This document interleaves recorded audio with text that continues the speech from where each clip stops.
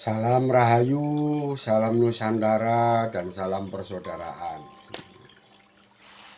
Selamat pagi, Sugeng Enjing, Kadang Putra Romo, Kula Sedaya.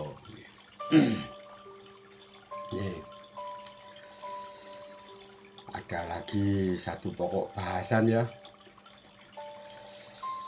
Sebenarnya ini sudah nggak asing, cuma jarang-jarang yang menjelaskan tentang hal ini. Kalaupun ada, pernah saya lihat itu ya, kontras dan tidak sesuai dengan apa yang Kadang Putra Romo di sana sampaikan. Tentang apa, Pak De? Tentang apa yang disebut dengan sabdo guyub rukun. Sabdo guyub rukun dalam ajarannya Kanjeng Romo itu sebenarnya yang kayak gimana sih, Pak De? Kenapa masalah guyub rukun aja kok pakai di sabdo? Pertanyaannya kadang dari Surabaya ya. Jenengan kan tahu yang namanya sabdo itu apa ya. Sabdo itu bisa saran, bisa nasihat, bisa firman ya, bisa perintah di sabdo. Kalau guyub Pak De, itu kan bahasa Jawa ya Pak De. Iya, guyub itu artinya bersatu, ngumpul ya, menungkul manunggal gitu Pak De. Enggak, jangan disamakan dengan itu. Ini kumpulnya itu kadang-kadang Putra Romo gitu ya, kumpul-kumpul gitu ya.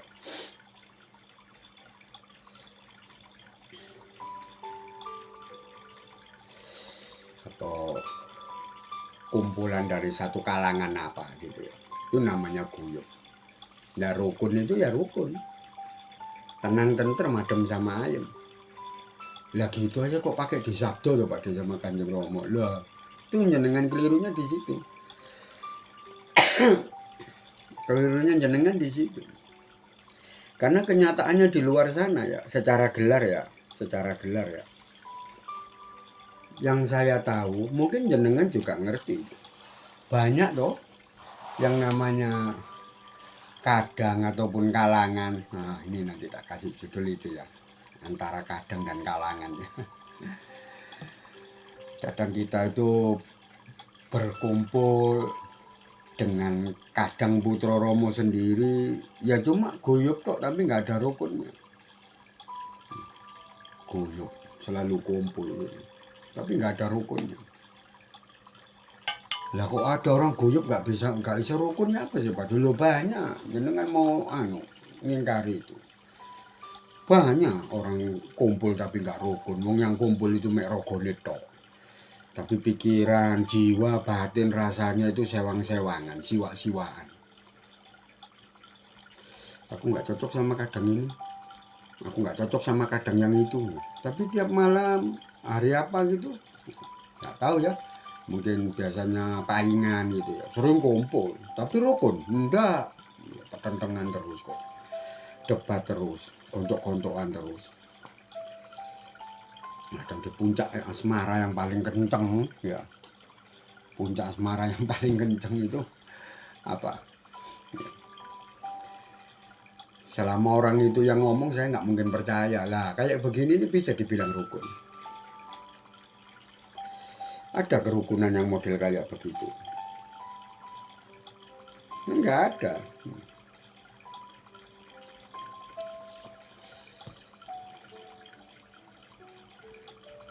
Ya guyub aja.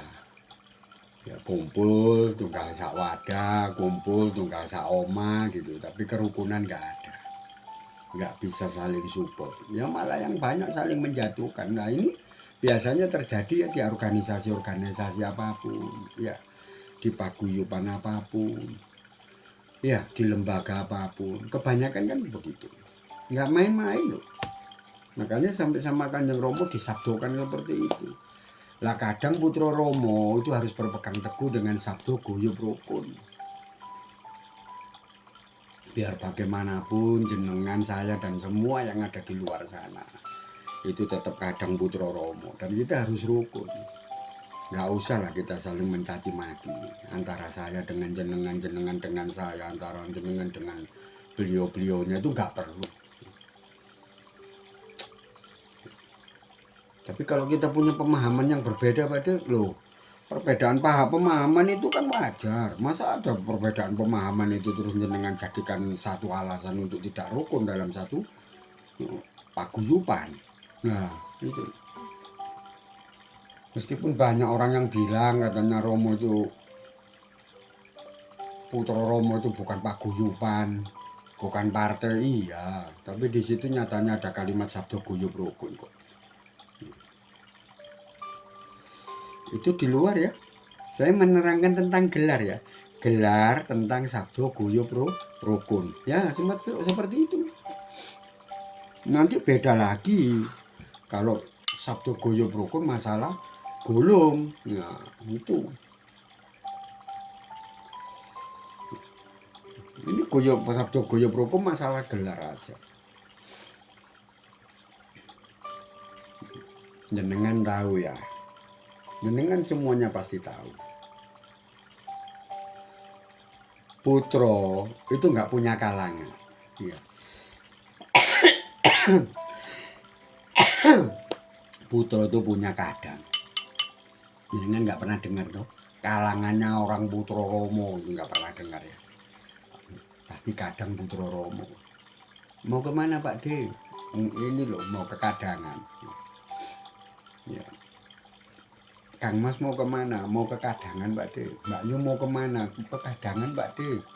Di situ loh Pak D, ketemu sama kadang sepuh, mesti gitu. Karena memang Putro nggak punya kalangan. Putro itu punya kadangan. Ya. Jenengan cek itu. Bukan setahu saya, memang iya, mana ada kalangannya Putro Romo, nggak ada. Ya kadangan Putro Romo.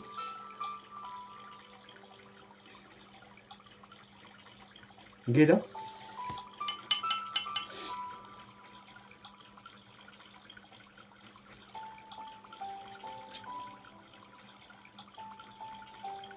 Kita ya, sama Kanjeng Romo aja sudah dikasih pewaler atau paugeran yang kayak gitu.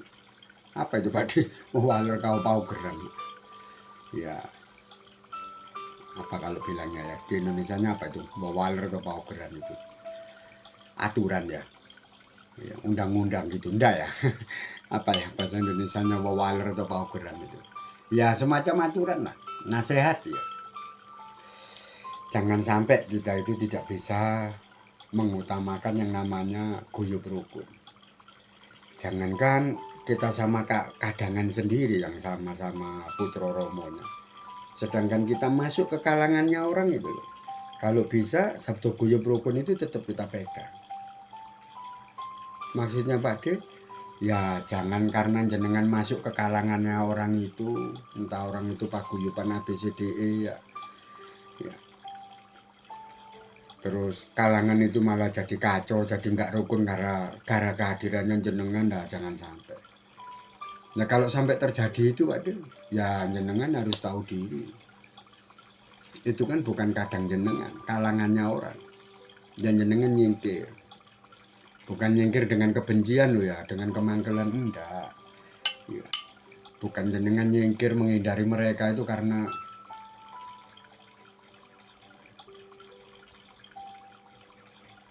jenengan membawa sakit hati atau ada yang jenengan mangkeli, itu enggak. Semuanya itu ya atas dasar kerukunan yang ingin jenengan ciptakan. Buat apa ya jenengan orang Putro Romo, jenengan Putro Romo masuk ke kalangannya orang, di situ malah nggak terjadi guyub rukun, ya nggak ada gunanya,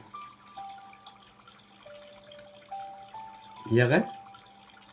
Dan jenengan nggak usah ikut ngatur-ngatur ritual-ritualnya orang ya. Karena saya pernah berkali-kali saya seperti itu ya. Tapi karena saya sudah tahu sabdo guyub rukun itu letak, duduk, dan ya sifat sikap dan patrapnya kayak apa ya saya nggak bingung. Iya, masuk ke kalangannya orang itu melakukan ritual yang kayak gini. Saya tahu nggak ada Putra Romo, kadang Putra Romo melakukan ritual yang kayak begitu. Ya jenengan hormati aja. Makanya jangan sering-sering masuk ke kalangannya orang. Kalau jenengan sering masuk ke kalangannya orang, apalagi kalangan itu selalu mengadakan ritual ini dan itu, wah ini bahaya. Bahayanya di mana, Pak? Ya lama-lama jenengan kewoworan nanti. Acara gimana sih, Pak? Ya kan ada ya satu kalangan ya, paguyuban kalangan ya, atau perkumpulan apalah ya. Nanti punya ritualan yang tiap hari ini itu ke makamnya ini, tiap hari ini itu selamatan ini, tiap hari ini itu kum-kum di daerah sini. Lu kan ada yang kayak gitu. Dan jenengan jangan ikut. Karena nggak ada Putra Romo itu melakukan ritual yang kayak begitu. Ya kan?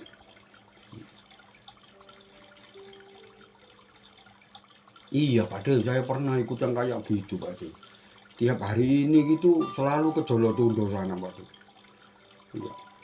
Katanya sih itu ritual pasucian gitu loh, Pak De. Jadi pokoknya 1 bulan sekali itu mesti ke sana, Pak De. Dan itu pasti di hari ini. 36 hari itu loh, Pak De, selapan dino gitu. Itu di hari ini. Ya di hari ini itu mungkin ya Senin malam Selasa Kliwon, Nanggoro Kasih gitu ya. Atau Kamis malam Jumat Kliwon, atau Kamis malam Jumat Legi, mungkin itu yang dimaksud beliaunya ini.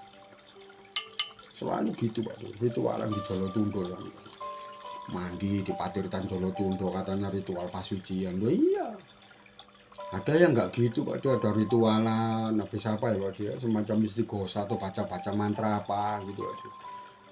Terus mandi air kembang, mandi kembang setaman, minum pakai kembang keramacan. Ritualnya semacam itu, Pak. Dan jenengan orang Putra Romo masa mau ngikutin ritual yang model begitu? Lo ritual gitu itu salah tuh, Pak. Yang bilang salah siapa? Jenengan jangan gampang nyala-nyalakan orang. Yang bilang salah siapa? Saya nggak bilang yang kayak begitu itu salah.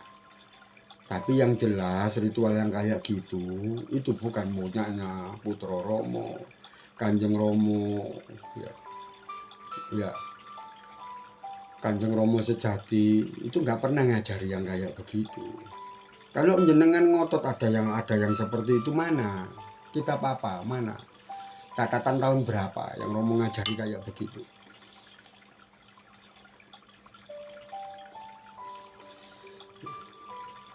Kalau mandi pakai merang, pakai itu, ya itu saya pernah dengar ya. Ya. Tapi kan nggak seperti itu. Ya.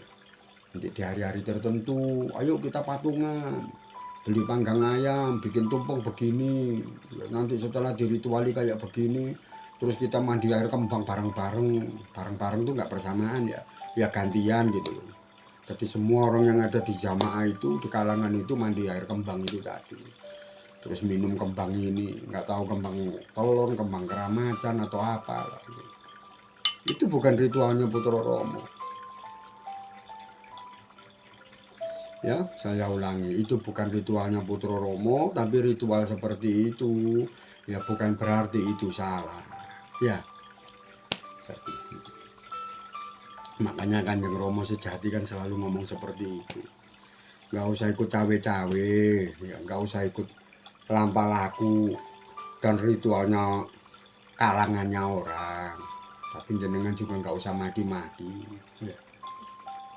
Karena itu bukan milik kita, bukan ritualnya kita, kan gitu ya.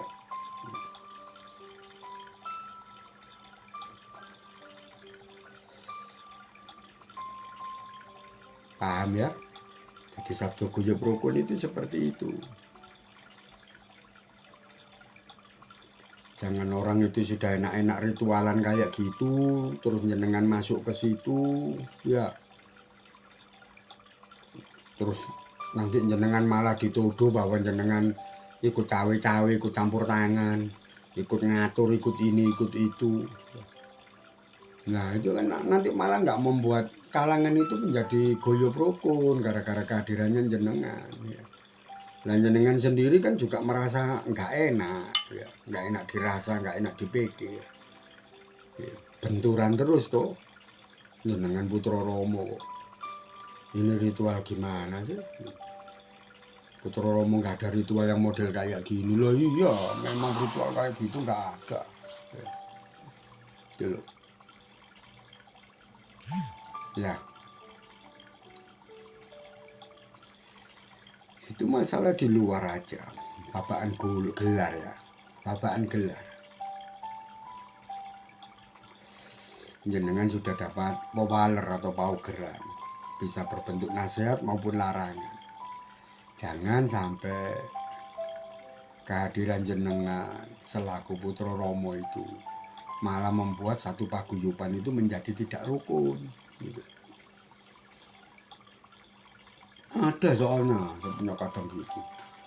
Nggak ono ritual kayak gini nih. Putra Romo itu nggak ada ritual model gini loh. Jenengan itu nggak ada di kadangan Putra Romo kok. Jenengan di kalangannya orang. Yang ngapain jenengan ngurusin itu? Kalangannya orang itu mau berritual kayak apa itu bukan urusannya jenengan, bukan urusan kita. Makanya kalau bisa, ya, ini bukan saran saya. Ya, kan Romo sendiri yang ngomong seperti itu ya. Kadangan, kumpul lo karo kadangmu dewe. Kamu berkumpul lah sama kadangmu sendiri. Tapi kumpulnya itu harus guyub rukun ya. Jangan jenengan sama-sama Putra Romo guyub tok, kumpul tok, tapi nggak ada rukunnya. Ya sering itu saya. Gara-gara merasa kadang sepuhnya beda, wis omongannya beda, sikapnya beda. Ya. Nah, kimi nyala-nyalakan lah. Ini kan yang bikin kacau.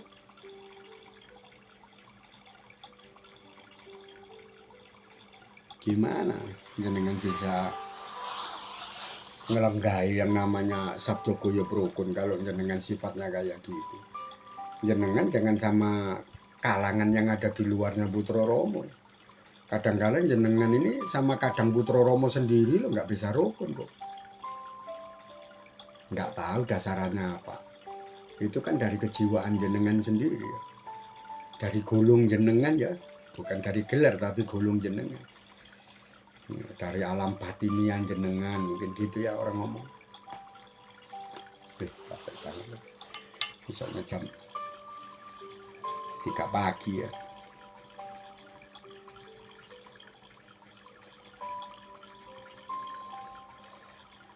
Paham nggih, saudara kula nggih, kadang kula sedaya nggih. Apa itu sabdo guyub rukun ya?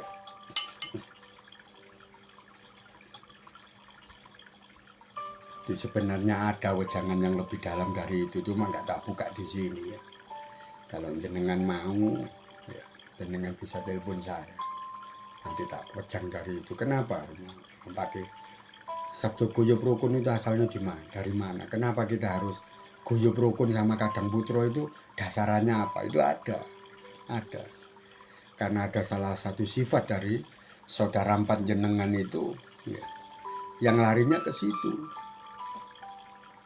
Makanya kadang putra itu kan selalu seperti itu ya, dituntut untuk tenang, tentrem, adem dan ayem ya. Ya itu kan dasar daripada kerukunan itu tadi. Karena selama jenengan tidak bisa tenang, tentrem, adem dan ayem, diri jenengan ya jenengan nggak usah mimpi bisa bikin guyub rukun di toto gelar jenengan ya.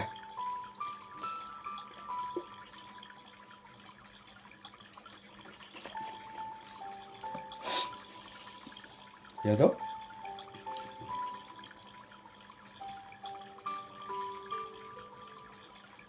sudah nggih, itu yang dimaksud dengan sabdo guyub rukun tatanan gelar ya.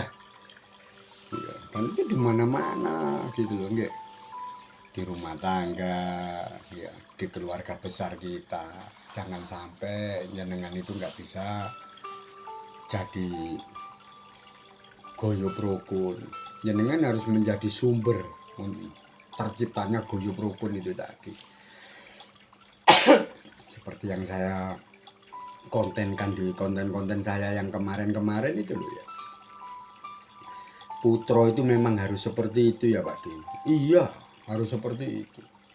Putra itu kemanapun berada, ya, nggak peduli itu di dalam kadangan Putra Romo maupun kalangan orang lain, harus menjadi sumber ketenangan, harus menjadi sumber kerukunan, ya, harus gitu. Nah kalau mereka itu nggak bisa nampani Pak D, padahal saya sudah berusaha, ya, tidak membuat ini dan itu. Saya sudah berusaha supaya semuanya itu rukun. Tapi kok ya tetap kayak begini aja. Yang jenengan seperti yang saya bilang tadi. Berarti kehadiran jenengan di situ itu mungkin tidak dikehendaki. Tapi pernah kayak gitu dulu, pernah sering saya kayak begitu. Ya. Saya masuk ke kalangannya orang. Ya. Terus beberapa daripada mereka ini senang, tertarik kepada apa yang saya wejangkan, ya, sehingga kepala sukunya itu, mohon maaf ya, model itu kayak kobongan gitu ya, kepanikan, ketakutan, ya, takut gitu loh. Kalau jamaahnya itu nanti akhirnya lari ke saya, takut saya pengaruhi, ya, takut saya oret-oret, ya, sehingga apapun yang saya ucapkan itu saya disalahkan terus. Loh, kok aneh ya Pak D? Ya nggak aneh. Jamaahnya, kalangannya nggak apa-apa. Yang ribut itu kepala suku dan beberapa stafnya yang sangat, ya, ada kemelekatan dengan kepala sukunya itu. Iya, sampai bilang gitu. Nang kene ku gurune baik. Pak Agus itu nang kene ku tamu, sampai kayak gitu. Alah, iya. Ada yang kayak gitu. Ada juga yang curiga, punya prasangka kalau saya ini ingin ngatur jamaahnya, ingin ngatur kalangannya. Ya. Sehingga kehadiran saya ini tidak bisa membuat beliau-beliaunya itu menjadi tenang. Terus sikapnya Pak D gimana? Ya itu tadi, ya. Kalau jenengan masuk satu kalangan dengan cara yang baik-baik, ya jenengan keluarnya dengan cara yang baik-baik, yang ngomong yang enak. Ya. Apa alasan jenengan seperti itu? Yes, ngomong lah, minta maaf apalah. Ya. Kalau ada salah ucap, salah kata atau apa ya wis jenengan ngundur diri, mohon pamit dari kalangan itu ya. Ya. Yes, keluar dari segalanya, ya keluar dari kalangan itu, nggak usah ke situ lagi, ya keluar dari grup WA-nya, ya. Tapi nggak boleh ada kebencian loh ya, nggak boleh ada kebencian. Orang itu meninggalkan orang itu macam-macam. Ada orang meninggalkan orang karena kebencian, ada orang meninggalkan orang itu karena orang itu merasa nggak tenang.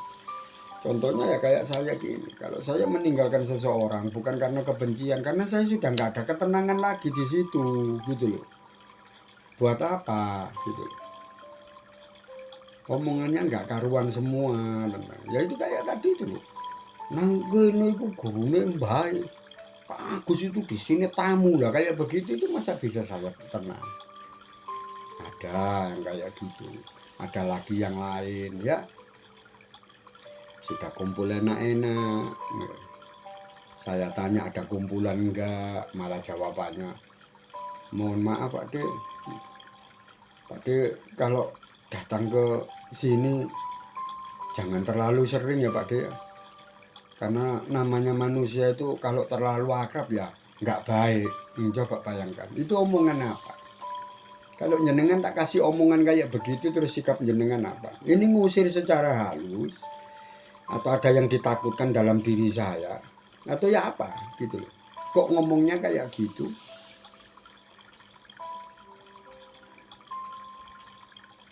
ya.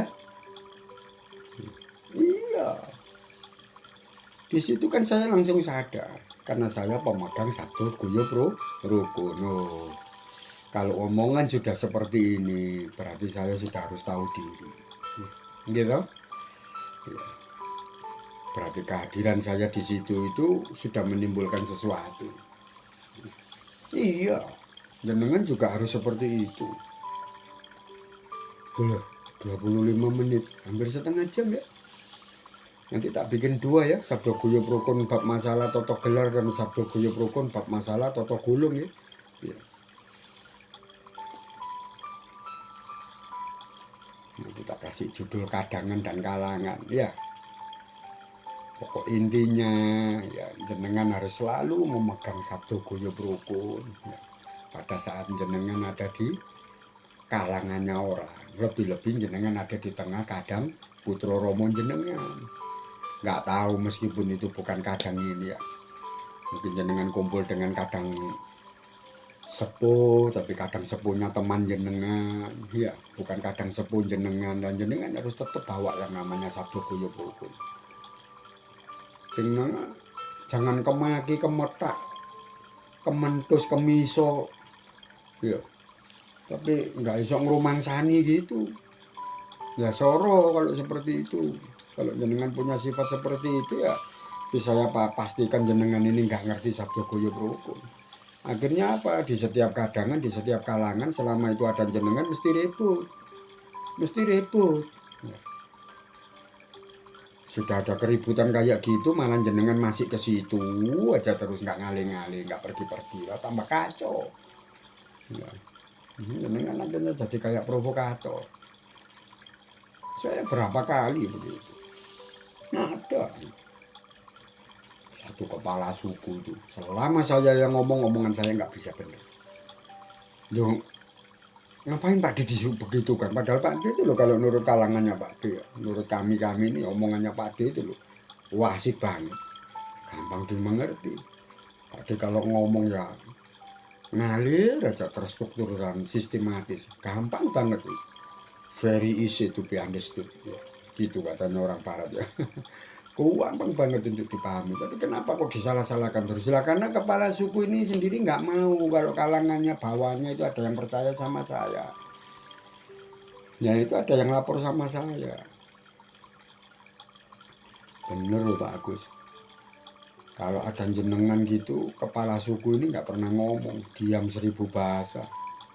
Padahal ya sumpah mati dia cuma bisa bahasa dua, bahasa Indonesia sama bahasa Jawa. Kok bisa diam 1000 bahasa gimana? Kalau ada saya gitu Pak. Iya kalau ada jenengan bagus. Tapi kalau nggak ada jenengan, waduh kalau ngomong bagus. Maaf ya, agak kotor itu kalau bahasa Jawa. Ngomong ke muluk-muluk koyok menungso sing ilmune wis sondel turu kan. Ya Allah Akbar. Gusti. Aduh sampai saya apa itu Pak? Lo inggih Pak, leres itu bagus. Kami ini lo kan bisa tahu, bisa nilai, kami bukan anak kecil, kami ini sudah tua semua. Kalau nggak ada jenengan itu walah ngomong itu wah sis. Koyok menungso sing wis ilmune ku sondul langit gitu loh. Harusnya gitu ya, kok sondul bau gimana ya. Ya mungkin beliaunya saking mangkel ya. Wong kepala suku kok sikapnya, sifatnya kayak gitu, mungkin gitu ya. Sehingga omongannya kebablasan ya. Kalau yang saya tahu saya itu ya. Ngomongnya itu muluk-muluk melip gitu. Ya kayak sundul langit. Langit itu kesundul gitu. Saking melip ya. Kalau nggak ada saya katanya. Tapi kalau ada saya langsung menengklep kayak Doro Kepok. Kata sang satunya ngomong gitu. Tahu jenengan Doro Kepok? Merpati yang kecemplung tomberan, kecemplung got itu, terus nggak bisa miber, nggak bisa terbang, gini lah itu namanya Doro Kepok kata. Itu kalau ada saya. Nah kalau sudah seperti itu terus gimana? Itu bukan kalangan saya. Kalau jamaah bukan jamaah saya, bukan jemaat saya, bukan paguyuban saya. Loh, kalau saya terus-terusan ke situ, itu kan sama halnya dengan ngadu domba tuh, antara yang bawah yang percaya sama saya dengan yang kepala suku dan beberapa stafnya ini. yang masih ada kemelekatan. Ya saya harus ngambil sikap. Tetap jangan sampai kehadiran saya di situ itu buat perpecahan. Dulu waktu saya nggak di sini, jenengan-jenengan ini kan percaya sama bapak kepala suku ini. Enggak, Pak De. Soalnya kami waktu itu kan tahunya ya ritual pulang. Nggak ada omongan yang kayak Pak D begini. Tapi setelah kita ini dapat omongan-omongan, kaweru-kaweru yang kayak Pak D gini, tentang Panembahan Jati, tentang Kodam, tentang Semedi, tentang Pasutapan, tentang dan macam-macam lah Pak D ya. Ya kami lebih seneng yang kayak begini daripada yang model begitu. Datang ritual pulang, datang ritual pulang. Nggak ada omongan sama sekali Pak D. Ya. Apa yang kami lakukan dulu sebelum Pak D kesini itu modelnya kayak omongannya Pak D itu loh. Kayak manusia yang kedisian laku tinimbang ilmu itu loh. Kami nggak punya kaweru sama sekali. Yang kami tahu kami harus datang berritual seperti ini. Setelah itu monggo yang mau pulang pulang.